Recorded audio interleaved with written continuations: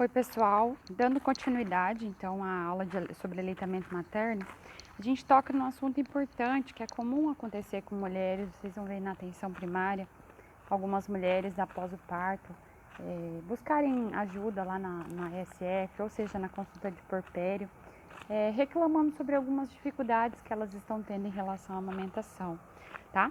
E aí eu trouxe nessa aula algumas complicações comuns comuns no sentido de que aparece sempre, mas que são simples de serem resolvidas se a mãe, se a mulher fosse bem orientada durante o pré-natal, né, se tivesse orientações adequadas a respeito do aleitamento materno, tá? Quais complicações são essas? A primeira que nós vamos falar é sobre a pega incorreta do mamilo.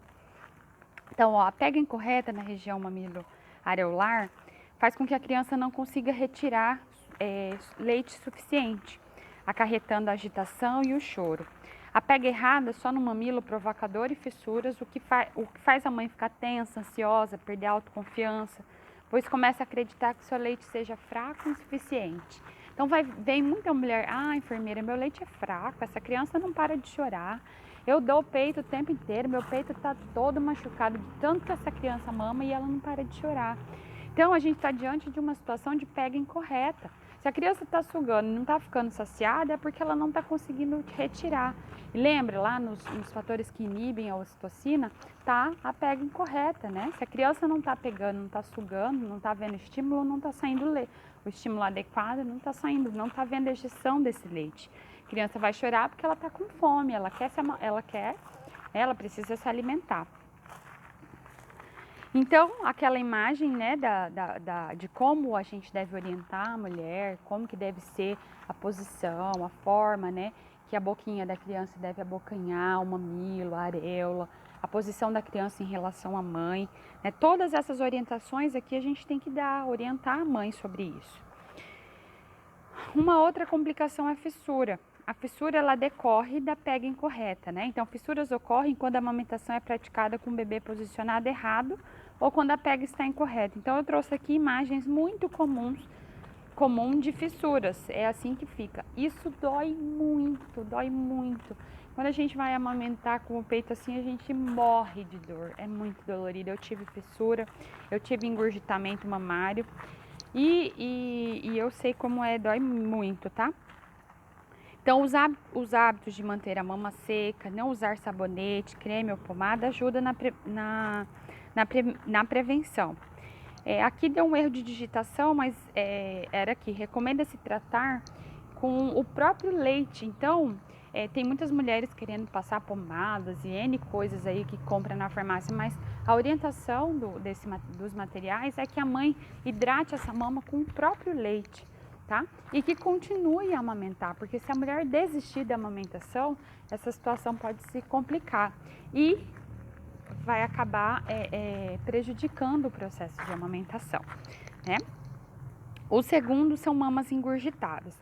Então, se eu tenho um processo de amamentação onde a pega está inadequada, não há esvaziamento adequado da mama, eu posso ter uma mama engurgitada. O que é uma mama engurgitada? Mamas engurgitadas são mamas dolorosas, edemaciadas, que têm característica a pele brilhante, muitas vezes avermelhada. Por que acontece engurgitamento das mamas? Porque não está saindo leite do peito, o leite ficou retido lá nos alvéolos, tá? À medida que os alvéolos ficam cheios, eles cheios demais acaba comprimindo os ductos. Comprimindo os ductos, o leite não sai. Então, olha só, é tipo um efeito em cadeia, né? Uma coisa cai. Então, eu tenho a pega incorreta por conta a pega incorreta. A criança faz a fissura na mama. A mãe não consegue fazer com que a criança retire todo o leite desse peito, desse seio. A mama vai engurgitar. Vai ficar essa característica. Quando a mulher fala, minha mama tá empedrada, é engurgitamento mamário, tá?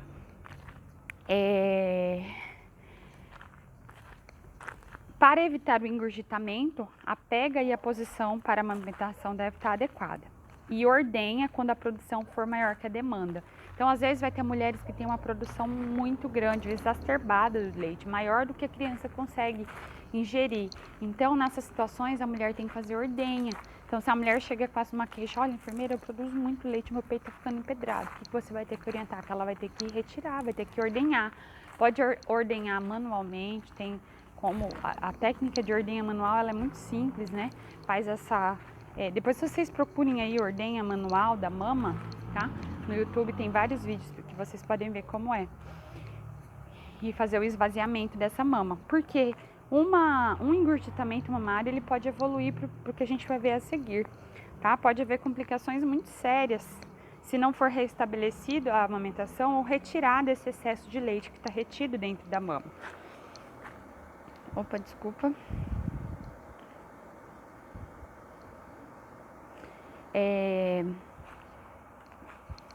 O próximo slide fala de uma complicação do engurgitamento mamário, que é a mastite, tá? A mastite, ela é um processo... O engurgitamento mamário, ele acarreta um processo inflamatório, né? Se fica retido a obstrução dos ductos por causa desse aumento dos lóbulos, por conta da retenção do leite, automaticamente vai se criar uma reação inflamatória. Se não resolvida, vai avançar esse processo inflamatório, trazendo complicações. Então, a mastite é um processo inflamatório ou infeccioso que pode ocorrer na mama da lactante. Geralmente é unilateral e pode ser consequente ao engurgitamento indevidamente tratado. É o que eu falei anteriormente. Se eu não trato o engurgitamento mamário, possivelmente vai evoluir para uma mastite, tá? Aqui nós temos a imagem acima, uma mulher com uma mastite, mas não havia ainda realizado drenagem, né? Tem mulheres que necessitam de drenagem. A segunda imagem, esse abscesso foi drenado, então tem que tirar, vira um processo inflamatório, infeccioso. Por que se torna infeccioso, professora?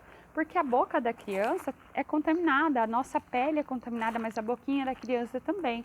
Então, quando a criança coloca a boca na mama, as bactérias da boca dela, pelos orifícios do mamilo, ascendem, né, sobem em direção aos alvéolos, aos ductos e alvéolos, e aí desenvolve-se uma reação infecciosa, tá? E complica-se esse processo inflamatório, né, que a gente já estudou lá na fisiologia, enfim, desse processo todo inflamatório infeccioso.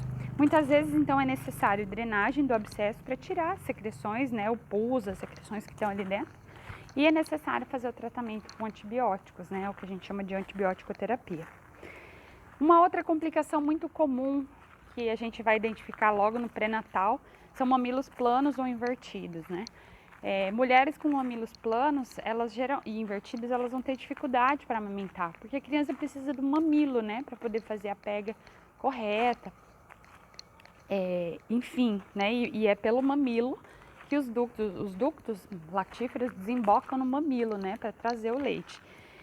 E aí, quando eu tenho uma mulher com mamilo plano, orientar que essa é uma condição que pode dificultar, mas não impede a amamentação, viu? Pois o bebê faz o bico.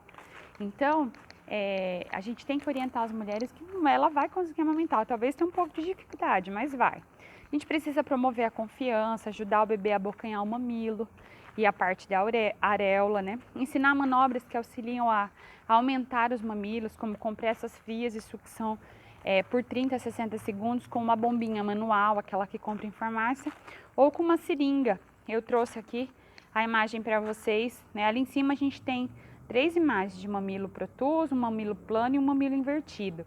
E na imagem de baixo, a técnica da seringa cortada, tá? Tem estudos que falam que não adianta a mulher fazer esse preparo da mama durante a gestação, tá? Que é mais eficiente ela ir fazendo esses exercícios depois que a criança nasceu, tá? Dados recentes, tá? Falam que é muito mais efetivo fazer todas essas manobras depois que a criança nasceu e já está sugando. É mais eficaz, junto com a sucção da criança, tá? E manter a sucção. A gente tem que orientar essa mulher para ela não desistir, né, da amamentação, porque vai ser formado esse mamilo, mesmo que não quanto uma mulher que tem um mamilo protuso, mas ele se forma. demora na apojadura, na descida do leite. Tem muita mulher que vai falar, enfermeira, mas eu não tenho leite, meu leite não desce, o que está acontecendo? Nós precisamos orientar, lembra que eu falei na aula anterior, que o leite ele vai descer independente da sucção por conta da função dos hormônios, da prolactina e ocitocina, na redução de alguns hormônios e na elevação de outros. Vai acontecer o que a gente chama de apojadura, é a descida do leite, tá? Vai acontecer geralmente em torno de 30 horas após o parto, tá? Mas pode se estender até 4 horas, até 4 dias. Tem que estimular a autoconfiança da mãe, orientar que é um processo normal, que ela não precisa ficar tão ansiosa, que vai acontecer. Orientar medidas de estímulo, como sucção frequente e ordenha. A gente não precisa orientar também a sucção para que desça o leite, mas orientar para a manutenção do vínculo, para a mulher já se adaptar a esse processo da amamentação. Né? Imagina só, não vamos colocar o bebê para sugar porque vai descer só daqui 3 dias. Não, né? A gente já tem que colocar porque pode acontecer até o 3º dia, mas tem mulheres que 16, 20 horas após o parto, ela já tem ali o leite já sendo oferecido para a criança. Aqui eu achei essa imagem muito bonita de uma mãe amamentando seu bebezinho, né? E tem uma mocinha, uma menininha maior. Achei muito legal essa imagem. Então, nós enfermeiros, nós temos uma função importantíssima no apoio, na promoção do aleitamento materno, né? Nós temos aí o pré-natal, um momento muito especial para a gente trabalhar com muita dedicação a questão do aleitamento materno. Tem muitos benefícios para a mulher, mas os benefícios maiores são para a criança, né? Nós temos aí fatores de proteção, crianças que vão se desenvolver psicologicamente, mentalmente, né? Fisicamente, muito melhor em decorrência do leite materno. Né? O leite materno protege de doenças respiratórias, doenças gastrointestinais, a amamentação no seio materno auxilia na formação da estrutura óssea, cavidade bucal, né, ossos da face, estimula o vínculo, né, entre a mãe, com os familiares. Então, são inúmeros os benefícios e nós, enfermeiros, nós temos uma participação importantíssima nesse processo de orientação, de acompanhamento, de fortalecimento, né, do aleitamento materno, que começa no pré-natal, né, e vai até aí o momento quando essa criança, quando acontecer o desmame natural, né, em alguns casos, ou não quando a mulher decide, mas as nossas orientações e o nosso apoio faz com que possa perdurar muito mais o aleitamento materno, tá? Então, pessoal, essa foi a nossa aula. Estou à disposição, caso houver dúvidas. E um abraço, fiquem com Deus.